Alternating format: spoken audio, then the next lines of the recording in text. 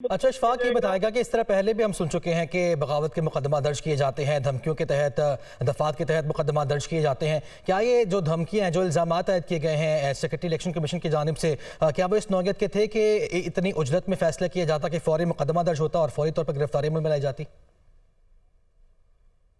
देखिए, secretary election commission की जानिब से जो दरख्वास्त दी गई है, अगर आप उस दरख्वास्त का मतन देखें तो उसमें वाज़ेह तौर पर उन्होंने ये कहा कि ना सिर्फ फवाद चौधरी ने इलेक्शन कमीशन की तस्दीक की, बल्कि उनके और उनके खानदान को धमकियां भी दी गई और उसके बाद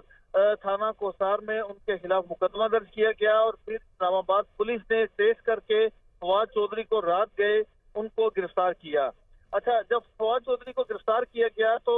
इस हवाले से पहले तो ये वाजे नहीं हो सका था कि फवाद चौधरी को इस्लामाबाद ले जाया जा रहा है या नहीं, लेकिन बाद में इस्लामाबाद पुलिस की जानिब से ये कहा गया कि वो तमाम कार्रवाई कानून के मुताबिक, वायदो ज़वाबत के मुताबिक करेंगे, कानून के खिलाफ कुछ नहीं होगा। उसके बाद फवाद चौधरी का राहदारी रिमांड लेने का फैसला किया गया और अब फवाद चौधरी को राहदारी रिमांड के लिए जुडिशल मजिस्ट्रेट कैंट कचहरी के रूबरू पेश किया गया है, जहां पर फवाद चौधरी के वकला ने इस्लामाबाद पुलिस की उस दरख्वास्त की मुखालफत की जिसमें राहदारी रिमांड की इस्तदा की गई है। इस वक्त फवाद चौधरी के वकला के दलाइल जारी हैं, जबकि पुलिस की जानिब से फवाद चौधरी के राहदारी रिमांड की दरख्वास्त कर दी गई है। तो अब इस मामले पर कुछ ही देर बाद आज जो जुडिशल मजिस्ट्रेट है मुदस्सर हयात, वो इस दरख्वास्त पर फैसला सुनाएंगे। कमरा अदालत में फवाद जी, वकला की जानिब से दलाइल दिए जा रहे हैं। इशफाक, ये भी बताइएगा कि जैसा कि आपने बताया कि जब मुतल्लिका अदालत में पेश किया जाएगा तो जिस्मानी रिमांड की इस्तदा की जाएगी, किस तरह से फिर कार्रवाई आगे बढ़ेगी? अदालत की जानिब से उस मौके पर क्या क्या फैसले सामने आ सकते हैं? देखिए, यहाँ से राहदारी रिमांड हासिल करने के बाद फवाद चौधरी को जब इस्लामाबाद की मकामी अदालत यानी वहाँ के जुडिशल मजिस्ट्रेट के रूबरू पेश किया जाएगा तो इस्लामाबाद पुलिस की जानिब से फवाद चौधरी के जिस्मानी रिमांड की इस्तदा की जाएगी, जबकि फवाद चौधरी के वकला उस दरख्वास्त की मुखालफत करेंगे और ये इस्तदा करेंगे कि फवाद चौधरी की जिस्मानी रिमांड ना दिया जाए। अदालत के पास दो ऑप्शन होंगे, या तो वो फवाद चौधरी को जिस्मानी रिमांड पर इस्लामाबाद पुलिस के हवाले करे ताकि इसकी मुकम्मल तफ्तीश हो सके, या फिर अदालत तमाम हालातों वाक़यात को देखते हुए अदालत ये कह सकती है कि इस केस में जिस्मानी रिमांड नहीं बनता, लिहाजा फवाद चौधरी को जेल भिजवाया जाता है, यानी जुडिशल रिमांड पर जेल भिजवाया जाता है और पुलिस कस्टडी में अदालत फवाद चौधरी को नहीं देगी। तो उसके बाद साथ ही फवाद चौधरी की दरख्वास्त जमानत भी उसी अदालत में दायर कर दी जाएगी और अगर अदालत ये समझे कि ये जो इल्जामात इस मुकदमे में लगाए गए हैं, FIR में लगाए गए हैं और फवाद चौधरी के वकला उसको ये साबित कर सके कि ये मुकदमा सरीहन सियासी बुनियादों पर दर्ज किया गया है, तो फिर अशफाक, ये बताइएगा कि इससे पहले भी PTI रहनुमाओं पर मुकदमा दर्ज किए गए, बगावत का मुकदमा, मुतनाज़िर ट्वीट्स के हवाले से मुकदमा दर्ज किया गया, अगर मवाजना किया जाए तो ये किस नौयत का केस है? ये भी संगीन मामला है?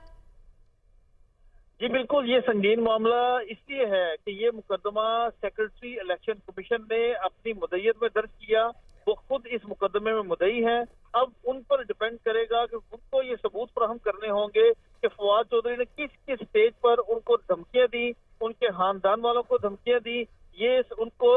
अदालत में साबित करना होगा और तफ्तीश में भी ये बताना होगा। जब जहां तक बात रही, यकीनन उनके पास फवाद चौधरी को वीडियो क्लिप्स होंगे जिसकी वो हवाला वो दे रहे हैं, तो हतमी फैसला इस्लामाबाद की मकामी अदालत करेगी कि आया फवाद चौधरी को इस केस में उनसे मजीद उनको जिस्मानी रिमांड पर रखना है। अच्छा इशफाक, किया की जगह तहरीक इंसाफ की जानिब से ये दावा किया जा रहा है कि जब पुलिस ने गिरफ्तार किया फवाद चौधरी को तो बगैर वारंट के गिरफ्तार किया, इस बात में किस हद तक सच्चाई है? जी, ये एक इल्जाम है पाकिस्तान तहरीक इंसाफ का कि उनको बगैर वारंट के गिरफ्तार किया गया। जैसा कि मैंने पहले आपको कहा कि इस्लामाबाद पुलिस का ने बहुत वाज़ेह कहा कि वो किसी के खिलाफ गैर कानूनी काम नहीं करेंगे, कानून के मुताबिक वायदो ज़वाबत पूरे करने के बाद वो अपनी कानूनी कार्रवाई जारी रखेंगे। और उसकी एक मिसाल आज की ये भी है, अगर पुलिस फवाद चौधरी को डायरेक्ट लेकर जाना चाहती तो वो जा सकती थी, लेकिन उन्होंने कानूनी तरीकाकार अपनाया। राहदारी रिमांड के लिए पहले मकामी जिस इलाके से फवाद चौधरी को गिरफ्तार किया गया उसकी मकामी अदालत से फवाद चौधरी को पहले वहां पर पेश किया गया, राहदारी रिमांड की इस्तदा की गई। अब फवाद चौधरी कमरा अदालत जी, वकला की जानिब से दलाइल दिए जा रहे हैं। इशफाक साथ ही मौजूद रहेगा, नुमाइंदा खुसूसी लियाकत अंसारी ने भी हमें ज्वाइन किया है। लियाकत अंसारी, अब से कुछ देर पहले आप बात कर रहे थे कि दोपहर तक PTI का अगला लाहे अमल सामने आ जाएगा, क्या क्या ऑप्शंस मौजूद हैं पीटीआई के पास, क्या हो सकता है रद्द अमल? देखिए, पीटीआई के पास पहले तो उन्हें इमरान खान की गिरफ्तारी का खदशा था। अब तो उनके मरकजी जो लीडरशिप है दूसरे, उनको भी गिरफ्तारी करने का सिलसिला बाकायदा तौर पर शुरू हो गया और मुकदमात के अंदराज का सिलसिला शुरू हो गया है। तो इसलिए पीटीआई की क़यादत जो है वो आज से एहतजाज की कॉल का फैसला कर सकती है, लेकिन पीटीआई की पहले ये तरजीह है कि वो फवाद चौधरी के मुकदमे का जो मुकदमा जो है उसमें जो सुबह राहदारी रिमांड की जुडिशियल मजिस्ट्रेट की अदालत में कार्रवाई हो रही है, पहले उस प्रोसीडिंग को मुकम्मल करे और उसके बाद दोबारा से सूरत हाल का जायजा लेकर एहतजाज की कॉल दी जाए। तो पीटीआई जो है वो बुनियादी तौर पर इस हवाले से जारहाना हिकमत अमली की तजवीज का जायजा ले रही है कि जो इलेक्शन कमीशन ने इकदाम किया है उसके बाद एक तो इस बात का खदशा जाहिर किया जा रहा है पीटीआई की तरफ से कि इस इलेक्शन कमीशन के होते हुए साफ साफ इंतखाब का अमल अब एक सवालिया निशान बनेगा। इस बात का जायजा लिया जा रहा है कि इलेक्शन कमीशन के इस रूल के हवाले से जो मुकदमा दर्ज इलेक्शन कमीशन की मुद्दत में करवाया गया है इसका जायजा लिया जा रहा है। और दूसरा साथ ही साथ अभी भी पीटीआई को इस बात का खदशा है कि इमरान खान की गिरफ्तारी भी किसी वक्त हो सकती है। तो यही वजह है कि पीटीआई के कारकुन जो है वो बड़ी तादाद में जमान पर मौजूद है और वक्फे से। अच्छा, लियाकत अंसारी ये बताएगा कि पाकिस्तान गुज़िश्ता कुछ अरसे से सियासी इस्तेहकाम का मुतलाशी रहा है, हमेशा से ही यही बात की जाती है कि सियासी इस्तेहकाम बेहद ज़रूरी है। अब जिस तरह मामला जिस तरफ चल पड़े हैं और गिरफ्तारियों का खदशा जो आपने भी कहा कि खदशा है कि मजीद जो कारकुनान हैं अहम रहनुमा ने गिरफ्तार किया जाएगा, तो सियासी इस्तेहकाम होता हुआ फिर दिखाई तो नहीं दे रहा है इसी सूरत हाल में?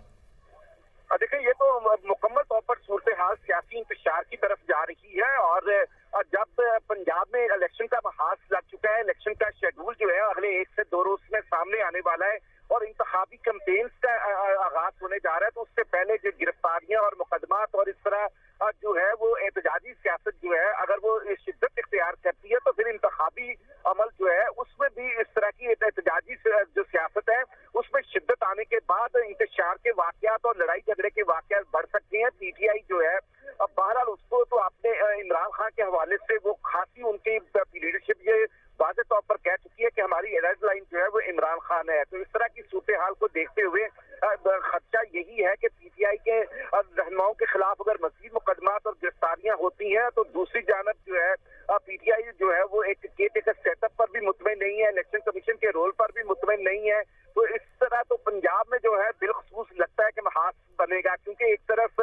जो है मुस्लिम लीग की लीडरशिप जो है वो लंदन से पाकिस्तान पहुंच रही है और मरियम नवाज साहबा जो है वो 28 जनवरी को पहुंच रही है। तो दूसरी जानब जो एक साथ में मुद्दे मुकाबल पार्टी है पीटीआई, उसके हवाले से ये सूरत हाल डेवलप हो चुकी है कि उन पर जी, लियाकत अंसारी साथ ही मौजूद रहिएगा। मोहम्मद अशफाक ने हमें फिर से ज्वाइन किया है। अशफाक, बताइएगा, आपसे कुछ देर पहले आपने बताया कि वकला की जानिब से दलाइल दिए गए हैं, मजीद क्या इत्तलात हैं? जी बिल्कुल, इस वक्त फवाद चौधरी के राहदारी रिमांड की दरख्वास्त पर कैंट कचहरी के जुडिशल मजिस्ट्रेट मुदस्सर खैयात समाअत जारी रखे हुए हैं। फवाद चौधरी रोस्टरम पर आए और अदालत से ये इस्तदा की कि मैं अदालत से कुछ दरख्वास्त करना चाहता हूँ